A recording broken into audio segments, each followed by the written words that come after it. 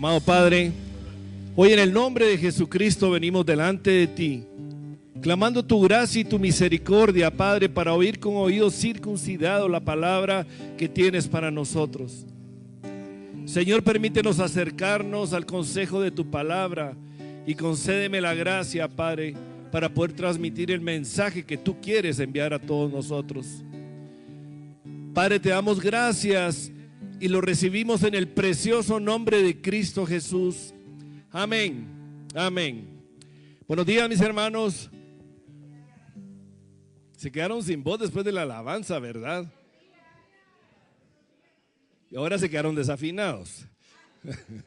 Buenos días, que el Señor nos está bendiciendo con cada día que nos da, ¿verdad? Bien, vamos a tratar el tema, el título del tema del día de hoy se llama El asiento de la misericordia.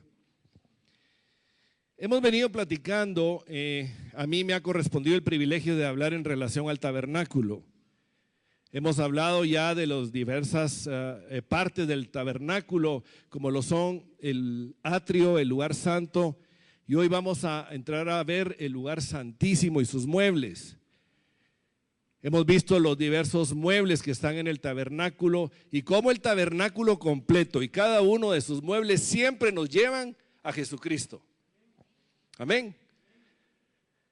Vimos el altar de bronce, vimos el lavacro, vimos el altar de oración, el candelabro, la mesa de los panes. Pero hoy detrás de ese velo que separa el lugar santo del lugar santísimo, el Señor nos va a traer luz y dirección a través de su palabra por medio de el propiciatorio que estaba sobre el arca.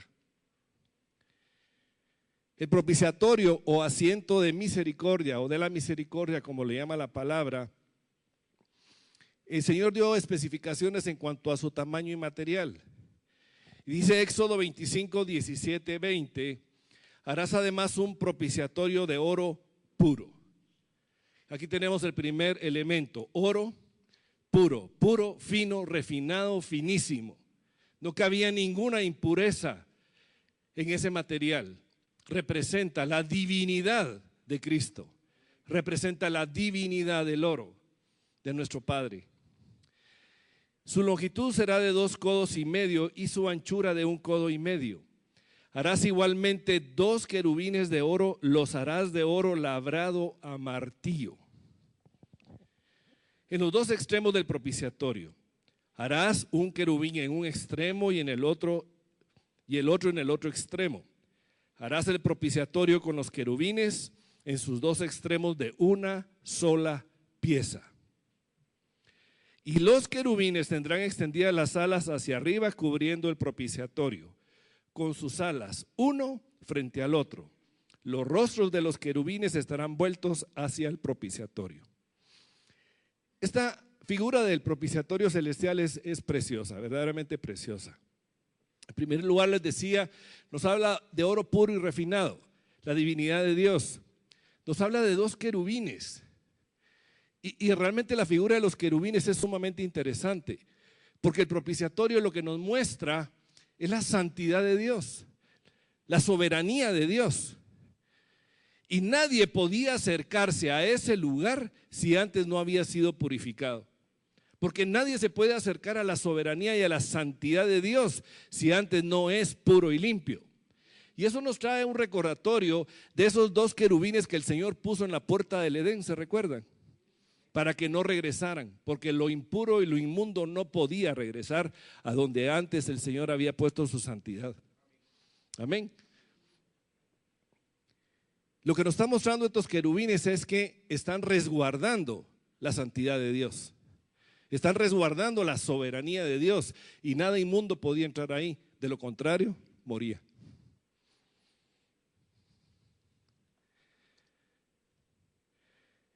Este propiciatorio era la cubierta del arca. Y la palabra nos dice en Éxodo 25, 21, y pondrás el propiciatorio encima del arca. Y en el arca pondrás el testimonio que yo te daré. Y esta es otra figura hermosísima, amados hermanos. Dentro del arca había un contenido. Y el contenido eran las tablas rotas de la ley, que Moisés rompió cuando vio al pueblo idólatra. estaba la vara de Aarón que había reverdecido en la rebelión de Coré. Y estaba un recipiente con el maná que representaba la provisión de Dios. Cada una de esas tres cosas muestran la rebelión del hombre en contra de Dios. Primero, el hombre se rebeló en contra de la ley de Dios. Moisés quebró las tablas. Hay rebelión. La rebelión de Coré muestra la rebelión en contra de la autoridad que Dios había dado a Moisés y a Aarón. Hubo una rebelión. ¿Y el maná? ¿En dónde está la rebelión? En que el pueblo renegó por la provisión del Señor. Estuvo renegando. Estuvo diciendo, ya estamos cansados de este alimento. Se estaban rebelando en contra de lo que Dios estaba proveyendo. Y ese propiciatorio puesto sobre esa rebelión, lo que hacía era que manifestaba la gracia y la misericordia de Dios en el hombre. De lo contrario, si el hombre se hubiera presentado de frente a las rebeliones que el mismo hombre había puesto, ahí hubiera muerto siempre. Esta es una figura del propiciatorio. Ese es el arca y el propiciatorio. Ahí están los dos muebles. La tapa es el propiciatorio y la caja de abajo es el arca. Bien, ¿cuál era el propósito de este propiciatorio? En primer lugar, era un lugar de reconciliación. Levítico 16:24 en su segunda parte nos dice: y hará su holocausto y el holocausto del pueblo, y hará la expiación por sí y por el pueblo. Era una instrucción dada a Aarón para que hiciera holocausto, no solo por sí mismo y por los de su casa, sino por el pueblo. Y es ahí donde el Señor hacía la reconciliación con el pueblo.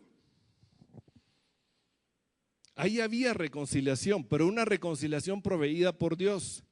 Porque ¿cómo es posible que un Dios santo, santo, santo, perfecto, pueda habitar en medio de un pueblo pecador? Si no es por medio de su gracia y su misericordia. Y en medio de esa gracia y misericordia, Él proveyó lo necesario, porque esta es provisión de Dios, en la instrucción que le dio a Moisés de poner ese propiciatorio, para que ahí se realizara esa reconciliación. Era también el lugar donde Dios hablaba. Éxodo 25:22 nos dice: y de ahí me declararé a ti y hablaré contigo de sobre el propiciatorio, de entre los dos querubines que están sobre el arca del testimonio. Todo lo que yo te mandare para los hijos de Israel. Dios hablaba con Moisés ahí. Y algo sumamente importante: Moisés entraba libremente a hablar con Dios en el propiciatorio.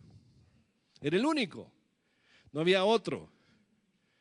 Porque ya vamos a ver ahorita cómo el sumo sacerdote, en este caso Aarón, que fue el primero, tenía que hacer expiación por sí mismo y por los suyos para poder entrar en la misma presencia del Señor. Pero Moisés, ya me estoy yendo para atrás.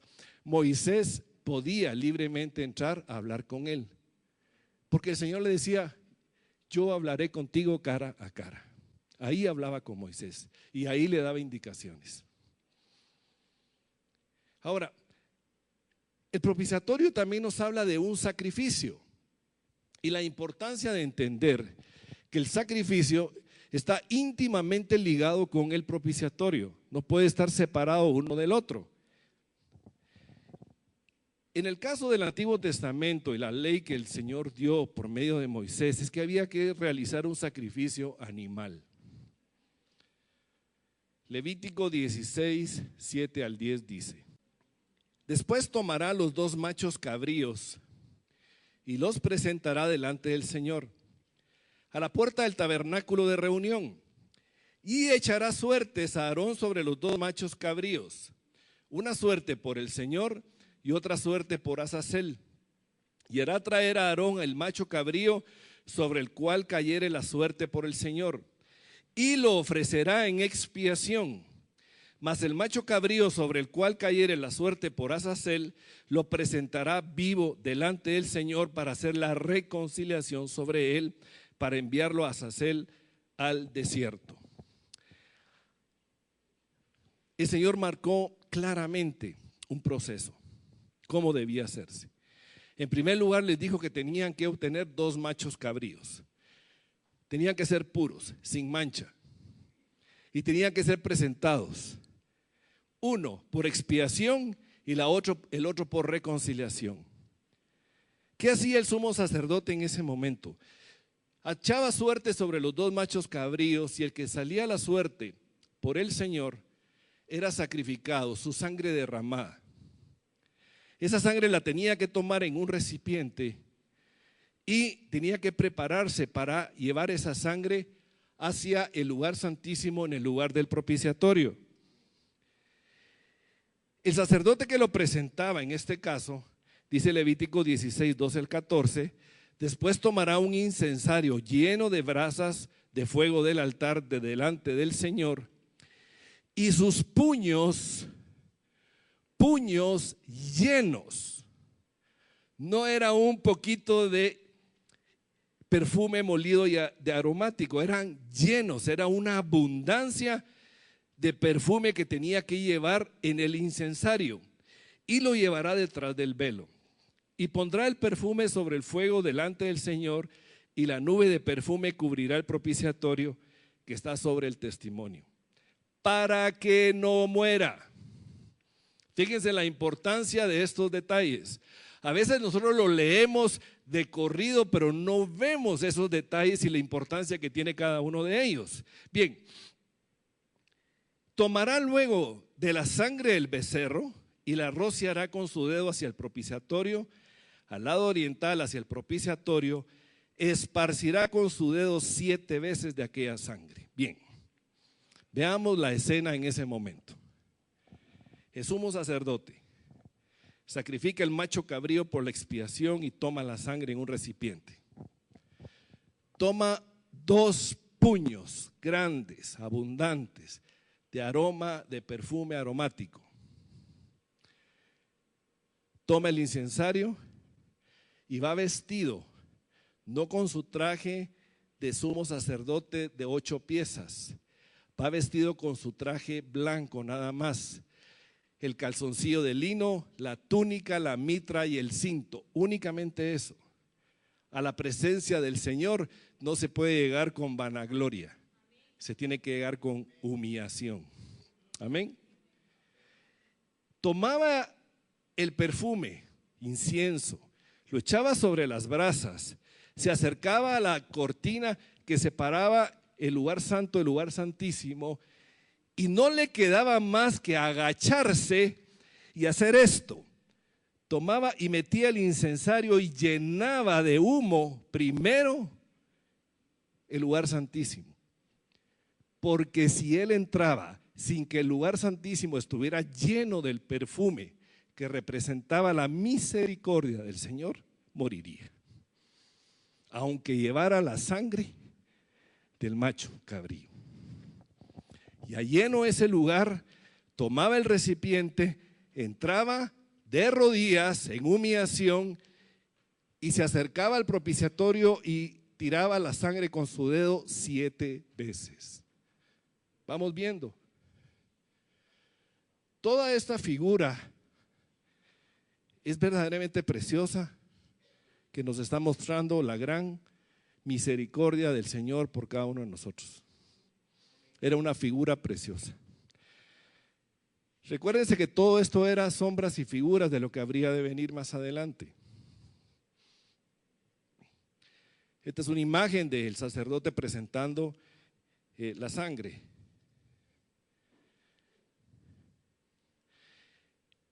Este sacrificio tenía una eficacia limitada.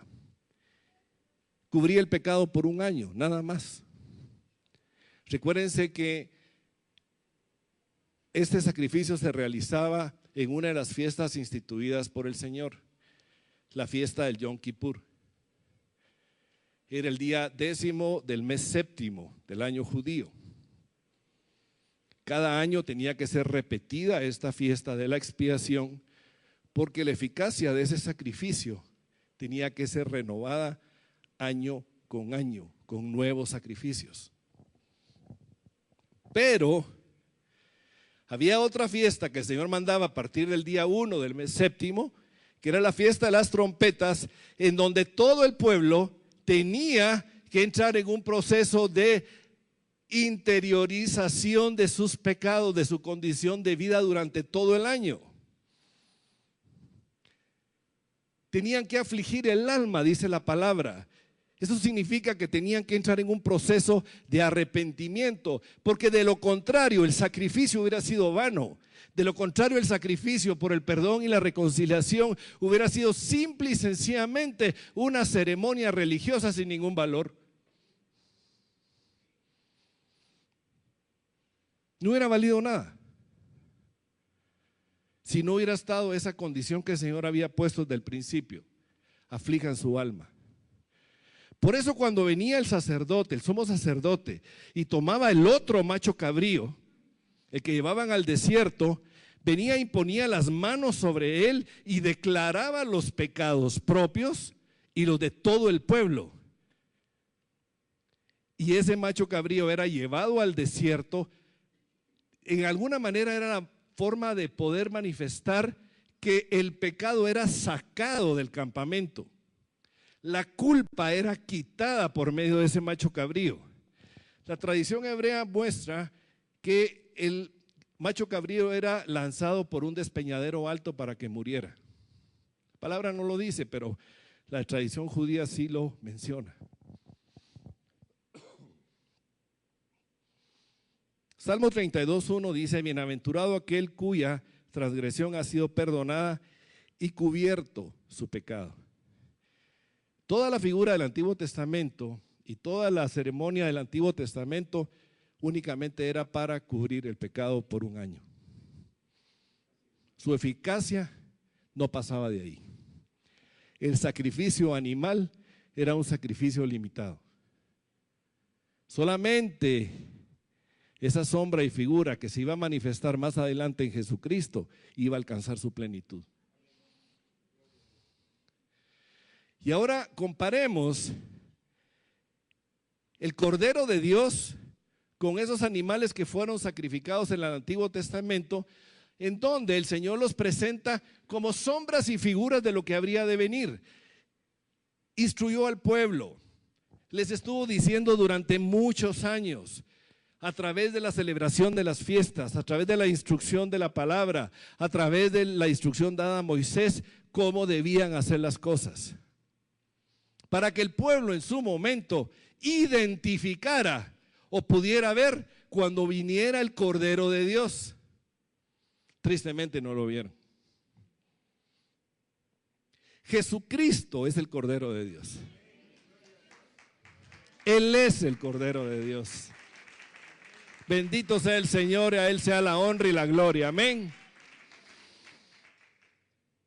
Juan 1:29 nos narra un pasaje en el que Juan el Bautista está bautizando en el Jordán y Jesucristo se acerca y dice: el siguiente día vio Juan a Jesús que venía a él y dijo: he aquí el Cordero de Dios que quita el pecado del mundo. Aquí Juan viene a manifestarle al pueblo de Israel, a los que estaban ahí en el Jordán bautizándose, la revelación que Juan recibió previamente cuando le dijeron: ve y bautiza, el bautismo del arrepentimiento, y sobre aquel que veas descender el Espíritu Santo, es el que bautiza con fuego, con el Espíritu Santo, y es el que quita el pecado.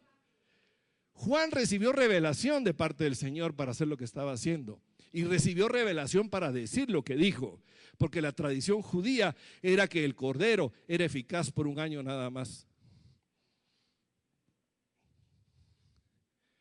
Primera de Pedro 1:20 nos habla de ese plan maravilloso, precioso de amor de parte del Señor para todos nosotros.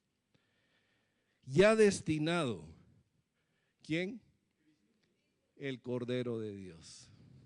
Desde antes de la fundación del mundo, pero manifestado en los postreros tiempos por amor de vosotros.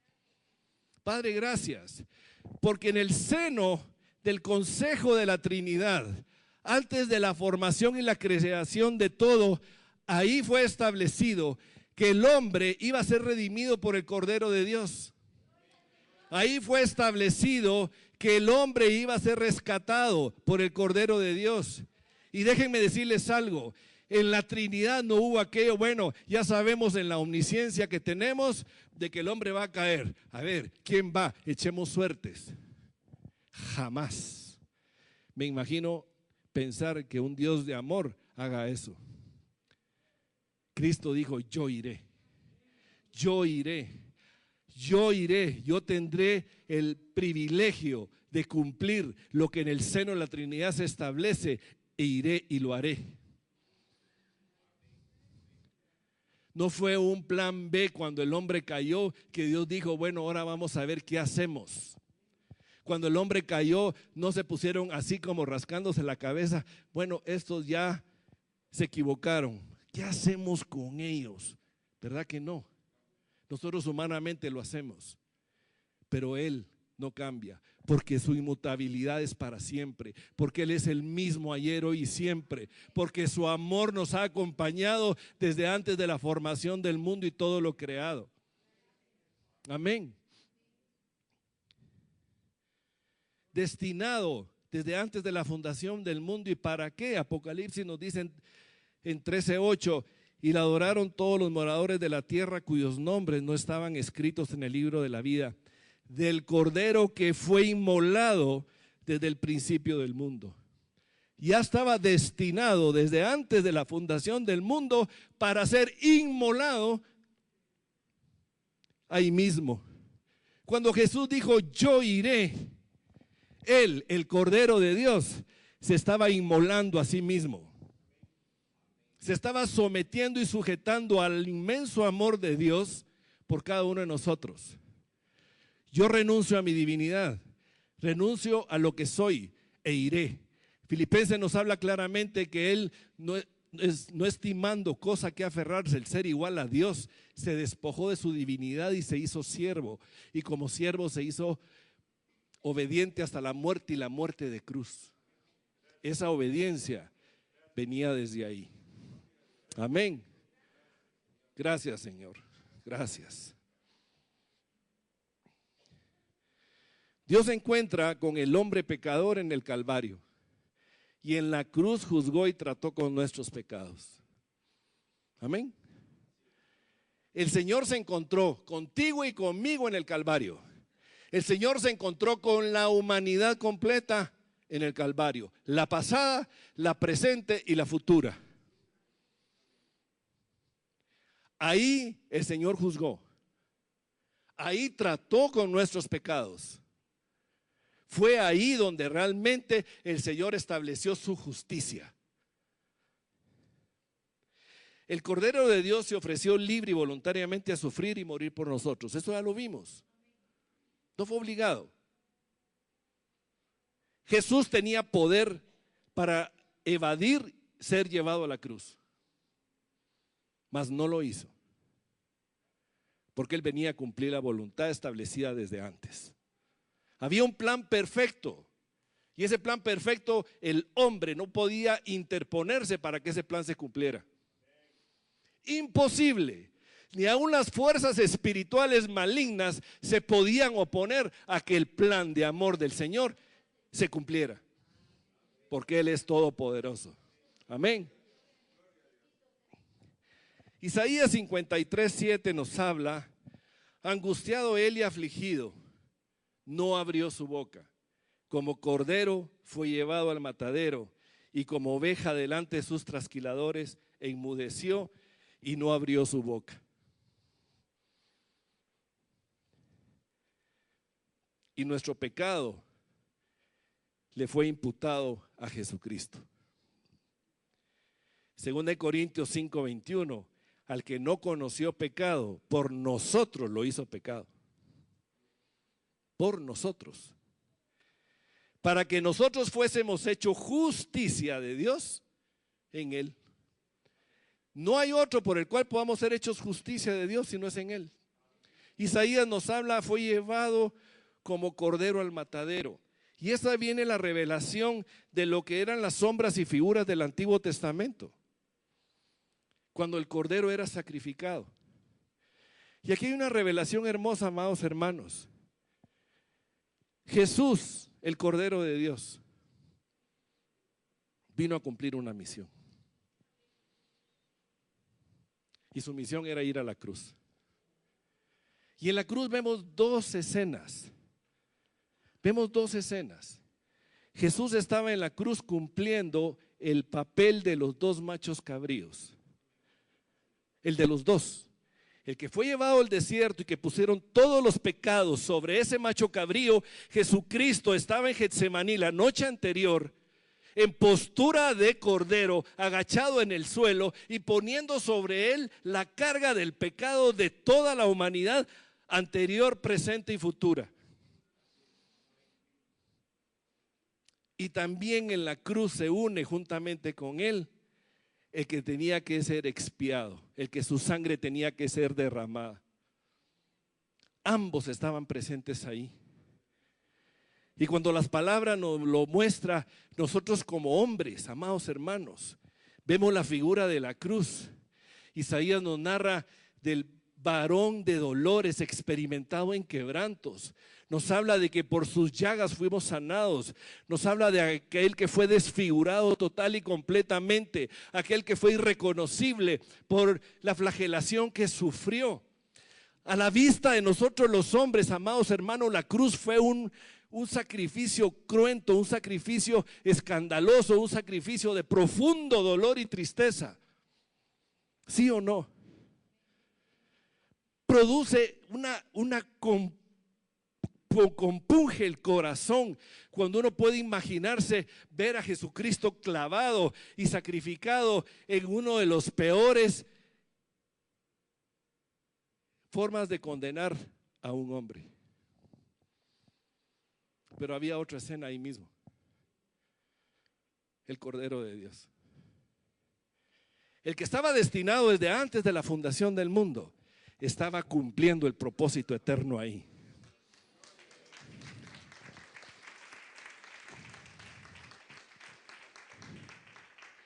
Y esa escena no fue de dolor, esa escena fue de victoria.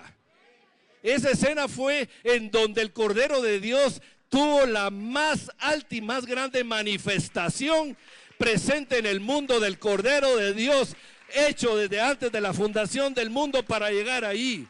Era la victoria del amor de Dios sobre el pecado, sobre la muerte, sobre Satanás y todo lo que hay. Amén, gloria al Señor. Era el momento de júbilo, de exaltación. Era el momento donde el Padre, en su privilegio del grande amor que nos tiene, tomó con sus manos el velo del templo y lo rasgó. Y donde dijo: ya no hay separación entre el hombre y mí. El cosmos manifestó su privilegio de alabar, de ovacionar al Cordero de Dios cuando se oscurecieron los cielos. La tierra tembló ovacionando al Cordero de Dios. Amén. Él es el victorioso. Gloria al Rey. Gloria al Rey.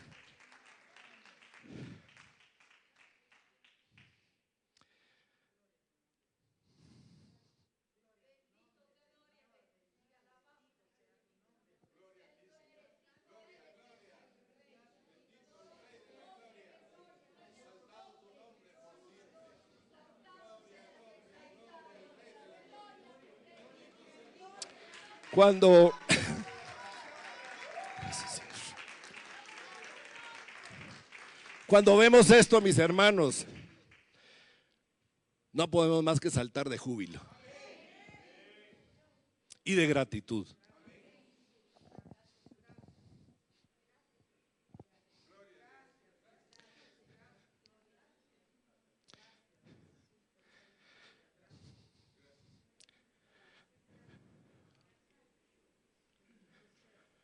Jesús es nuestro propiciatorio. Él es nuestro propiciatorio. Sin Él estamos perdidos, mis hermanos. ¿Qué significa propiciación? Porque también necesitamos entenderlo. En el griego hilasterion significa expiatorio, víctima expiatoria. Aplacar, apaciguar, misericordioso, reconciliar. Propiciación significa estrictamente la remoción de la ira por medio de una ofrenda, según el diccionario Certeza. Jesucristo es nuestra propiciación. Él aplacó la ira de nuestras rebeliones y nuestro pecado. Romanos 3, 24, 25 nos dice, siendo justificados gratuitamente por su gracia, mediante la redención que es en Cristo Jesús, a quien Dios puso como propiciación por medio de la fe en su sangre. El Padre puso al Hijo, al Cordero de Dios en propiciación por ti y por mí. Cuando realmente lo que nosotros merecíamos, mis hermanos, era la muerte. Nosotros no merecíamos la misericordia, jamás la hemos merecido. Toda esa obra maravillosa y preciosa del Padre, del Cordero de Dios, del mover del Espíritu Santo, en el plan perfecto desde antes de la fundación del mundo hasta el cumplimiento en la cruz. La única intervención que tiene el hombre en ese momento es la de recibir su misericordia. De ahí ninguna. Ninguna. No podemos alegar nosotros que nosotros tenemos algún mérito porque no tenemos ninguno.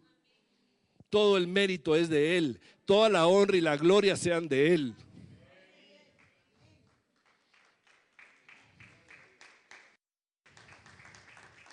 Gracias, Señor. Lo puso en propiciación por medio de la fe en su sangre para manifestar su justicia. La justicia que nosotros merecíamos recibir. La sangre que debió haber sido derramada era la nuestra, pero la nuestra era sangre impura. Amén. Y eso jamás iba a satisfacer la justicia de Dios.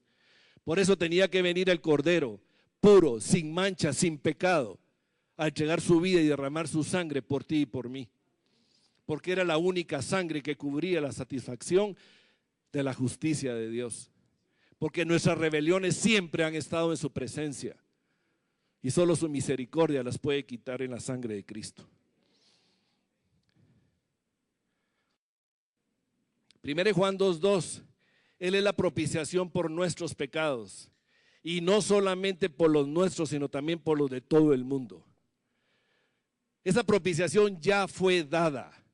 El perdón ya fue dado. El sacrificio ya fue dado. No hay nada más que hacer. Por parte de Dios, por parte del Cordero de Dios, ya está todo hecho.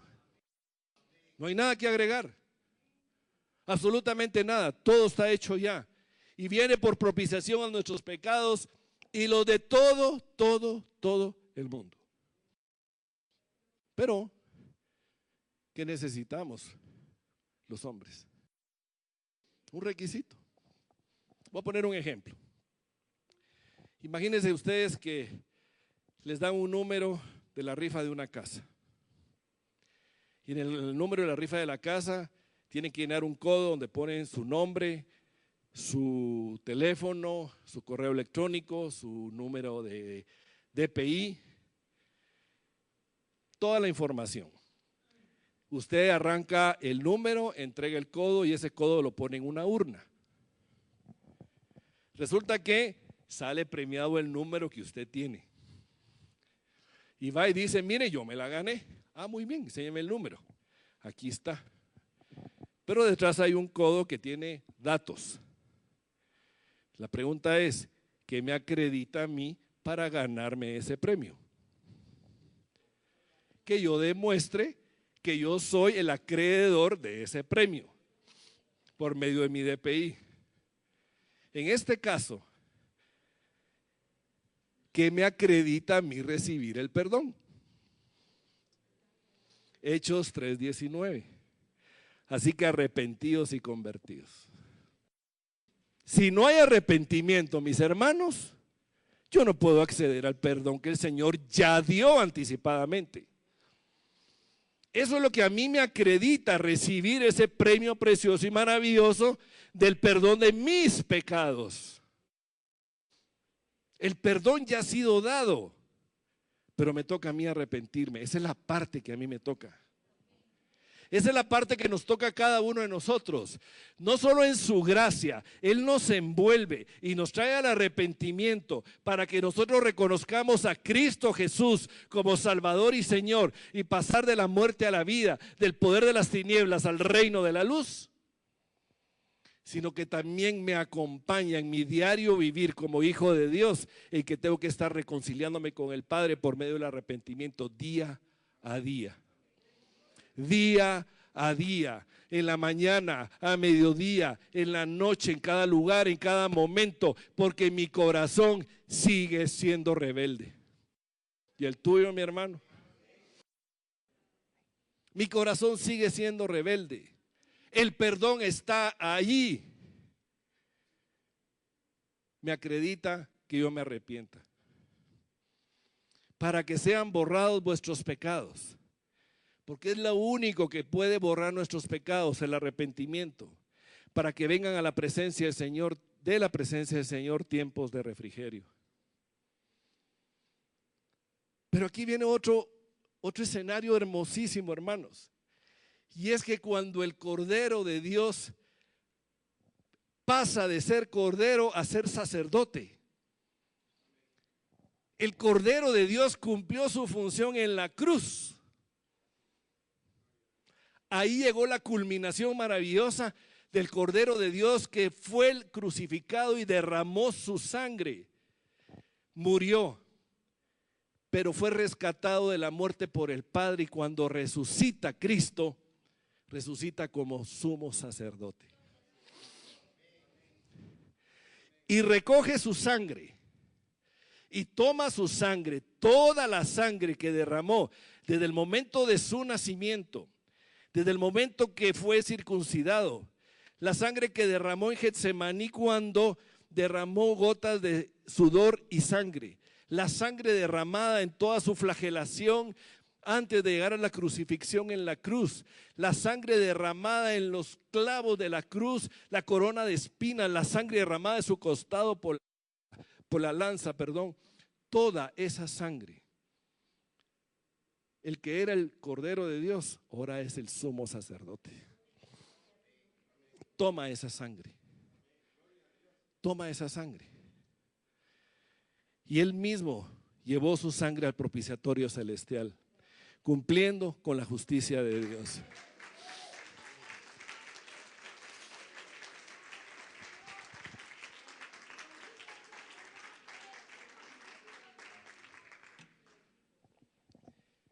Hebreos 9, 11, 12. Pero estando ya presente Jesucristo, sumo sacerdote, se hace presente. Fíjense lo importante de esto. Se hizo presente ya como sumo sacerdote de los bienes venideros por el más amplio y más perfecto tabernáculo, no hecho de manos, es decir, no de esta creación, y no por sangre de machos cabríos ni de becerros, el ritual del Antiguo Testamento, sino por su propia sangre entró una vez y para siempre en el lugar santísimo, obteniendo eterna redención. A Él sea la gloria. A Él sea la gloria. Bendito sea el Señor. Bendito sea el Señor. Es nuestro sumo sacerdote. Él es nuestro sumo sacerdote. Él tomó su sangre, la llevó a la presencia del Padre y la puso en el propiciatorio celestial, porque ahí está el propiciatorio celestial. Puso su sangre y la sangre del Padre la vio con agrado, porque dijo: esta es sangre pura, sin mancha. La única sangre que puede obtener eterna redención en favor de nuestros amados. Jesús, Cristo en este momento, Cristo en este momento es nuestro sumo sacerdote. Su papel de Cordero de Dios, ahí se cumplió en su plenitud total y completa, en la cruz. Amén. La puerta fue abierta, el perdón fue dado, la reconciliación fue hecha en favor de nosotros.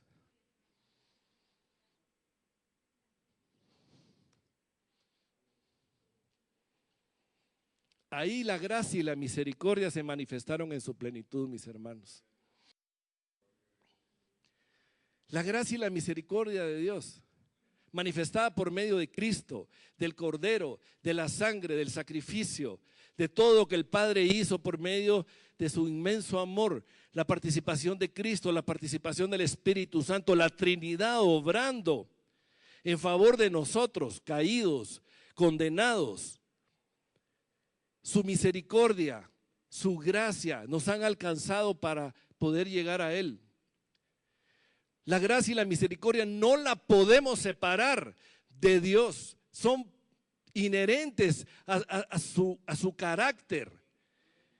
No las podemos separar diciendo, bueno, hoy va a operar la misericordia y después va a operar la gracia. Son parte de los atributos de nuestro Padre. Son como los dos brazos de un Padre amoroso que está rodeando y sosteniendo a alguien, diciéndole, eres mi hija o mi hija amada, por ti he dado todo para que no te pierdas. Es esa gracia y esa misericordia que nos acompañan cada día de nuestra vida.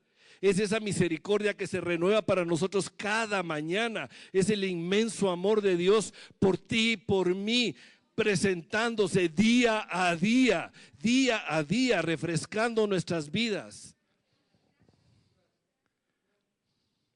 Esa gracia que nos alcanzó, que nos hizo ir y reconocer a Jesús como Salvador y Señor. Si no fuera por Él, imposible por nosotros. Imposible. Salmo 85:10 dice, la misericordia y la verdad se encontraron, la justicia y la paz se besaron en el trono de la gracia. Y Hebreos 4:16 nos dice, acerquémonos pues confiadamente al trono de la gracia para alcanzar misericordia y hallar gracia para el oportuno socorro. Acerquémonos, amados hermanos, porque el velo fue roto, porque ya no hay pared divisoria entre Dios y nosotros, sus hijos. Porque por la sangre de Cristo nos podemos acercar confiadamente al trono, al cuarto de papá y decirle, papaíto.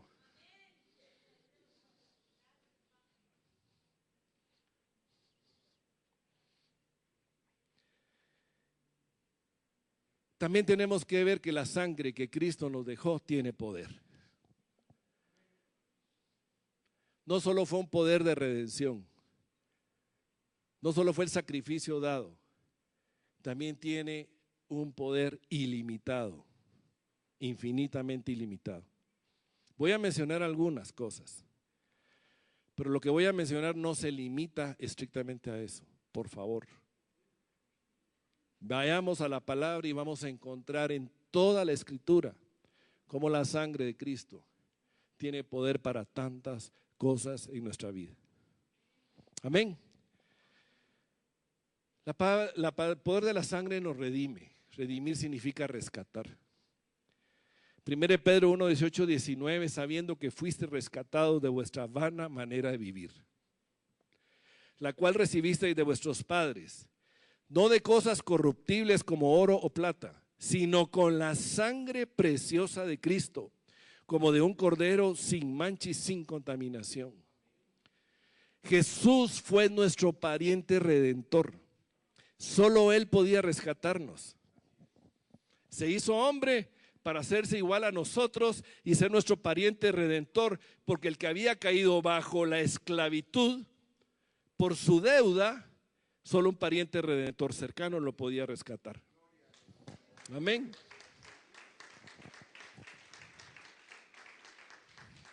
Gracias, Jesús. Gracias. Porque yo estaba esclavo. ¿Y tú? Gracias, Jesús. La sangre de Cristo nos da perdón, amados hermanos. Y se logra cuando llegamos al Padre con fe y arrepentimiento. Ahí obtenemos perdón ilimitado. Justo y fiel es Él para perdonar nuestros pecados y limpiarnos de toda maldad, dice la palabra en 1 Juan 1:9. Efesios 1:7 nos dice, en quien tenemos redención por su sangre, el perdón de pecados, según las riquezas de su gracia. Esas riquezas de su gracia Ese perdón por su sangre está siempre dispuesto y disponible para nosotros. 24 horas al día, 7 días de la semana, jamás nuestro Dios duerme, jamás cierra sus ojos. Ahí está. Y en su sangre tenemos justificación. El Padre acepta la muerte de su Hijo como el pago total por nuestros pecados. Él aceptó pagar la deuda por ti y por mí y por toda la humanidad. Romanos 5, 8, 9, mas Dios muestra su amor para con nosotros, en que siendo aún pecadores, Jesucristo murió por nosotros. Pues mucho más, estando ya justificados en su sangre, por él seremos salvos de la ira. Amén. Gloria al Señor. Siendo aún pecadores, Cristo murió por nosotros. Imagínense, estando ya justificados por su sangre, ¿acaso Él no nos va a llevar a sus riquezas, a prados verdes, a ser salvos de esa ira que están siendo sometidos a aquellos que aún no tienen a Cristo en su corazón? La sangre nos reconcilia. Jesucristo hizo la paz entre Dios y el hombre. Él fue el que hizo la paz. El hombre estaba separado de Dios, no había relación, muerte espiritual del hombre. La reconciliación es cuando dos están alejados y se encuentran y hacen paz. Dos están peleados, se encuentran y se reconcilian. Se piden perdón mutuamente y dicen, bueno, ya dejemos todo al pasado y hoy caminemos juntos. Colosenses 1, 19, 20, por cuanto agradó al Padre que en él habitase toda la plenitud y por medio de él reconciliar consigo todas las cosas. Cuando la palabra nos habla de todas las cosas, no solo nos incluye a nosotros, los seres humanos, sino que incluye la reconciliación de toda la creación con el Padre. Todo. Porque todo cayó bajo maldición, fruto de la desobediencia y la incredulidad de Adán y Eva.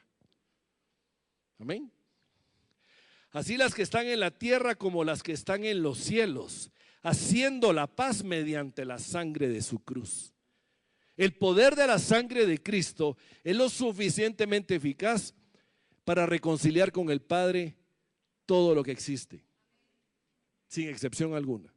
Que su imaginación lo lleve a ver más allá de las estrellas, y esa sangre es poderosa para llegar ahí y para reconciliar eso con el Padre. Gracias, Jesús, gracias. Gracias, gracias. Y la sangre de Cristo también nos santifica. Y en la medida que crecemos en santidad, obediencia y conocimiento, nos lleva a la estatura de Cristo. Porque ese es nuestro anhelo, ¿no? Ir creciendo a la estatura de Cristo.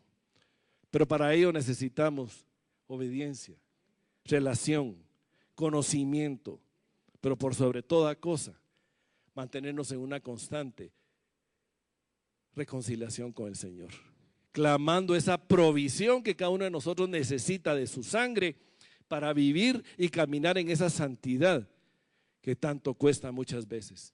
Y tanto cuesta porque nosotros somos rebeldes. Y tanto cuesta porque somos necios. Perdón que lo diga de esta manera. Cuesta también porque el mundo nos presenta una situación en la que quiere desviarnos del camino que Dios tiene para nosotros. Cuesta porque nuestro corazón es rebelde, es perverso, es engañoso. Para nosotros cuesta, para Él no. Su sangre tiene poder. Dejó su Santo Espíritu para que su Santo Espíritu obre en nuestras vidas y nos lleve a la estatura de Cristo. Porque confiamos en que la obra que Él inició, Él la va a cumplir. Amén. Amén. Gloria a Dios. Hebreos 13:12, por lo cual también Jesús, para santificar al pueblo mediante su propia sangre, padeció fuera de la puerta. Su sangre nos santifica, amados hermanos. Y así pudiéramos seguir hablando de muchos más atributos de la palabra que la palabra nos muestra de la sangre de Cristo. Nos muestra aquellos que lavaron sus vestiduras con la sangre del Cordero. La sangre tiene poder porque es sangre viva, es sangre pura, es sangre sin mancha, sin contaminación. Es sangre que tiene los genes del Padre. Amén. Bien, y para terminar, mis hermanos, una exhortación.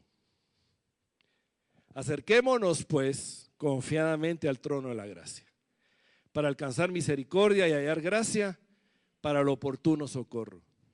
Es ahí donde vamos a encontrar nosotros la gracia y la misericordia para el oportuno socorro de nuestras luchas, de nuestras batallas, de nuestras caídas, de nuestros sinsabores, de todo aquello que en nuestra vida nos pueda afligir, de nuestras relaciones. Ahí vamos a encontrar auxilio, socorro, misericordia para nosotros. Así que acerquémonos, mis amados hermanos, al trono de la gracia, porque en el trono de la gracia está el Padre y está el Cordero de Dios, Jesucristo sentado a su diestra. Y de ellos viene todo eso para nosotros. Amén. Vamos a orar. Y sobre toda cosa, creo que este es un momento de gratitud. De gratitud. Padre, en el nombre de Jesús, hoy queremos ponernos de pie, Señor, porque queremos exaltarte. Queremos decirte, Padre, eres grande, maravilloso, precioso, y tú, Jesucristo, nuestro Redentor, nuestro Salvador, nuestro rescate, el que diste todo por cada uno de nosotros. Cuando entendemos la maravillosa obra, cuando entendemos tu plan precioso sobre cada uno de nosotros, no podemos más que levantarnos y decirte, Padre, gracias. Gracias, gracias, gracias porque yo no lo merecía. Gracias porque tu misericordia y tu gracia nos alcanzó. Gracias porque diste lo mejor de ti. Sacaste lo mejor de ti, Señor, y lo veniste a exhibir, lo veniste a mostrar a Cristo, a Jesús, a nuestro Redentor, a nuestro Salvador, por quien tenemos redención, por quien tenemos perdón. Gracias, gracias y gracias, Señor. Manténnos sumergidos en tu amor, manténnos sumergidos en tu gracia. Ayúdanos en nuestro oportuno socorro, Señor, porque necesitamos de ti. Ayúdanos en nuestras luchas, en nuestras batallas, Padre, y que tu gloria, Padre, se manifieste. Tu gloria, Señor, se manifieste siempre. Bendito seas, alabado seas, Señor. Gracias, gracias, gracias. Bendito seas, gracias. Rey, Señor, gracias. Bendito seas, Padre, gracias. Gracias, gracias.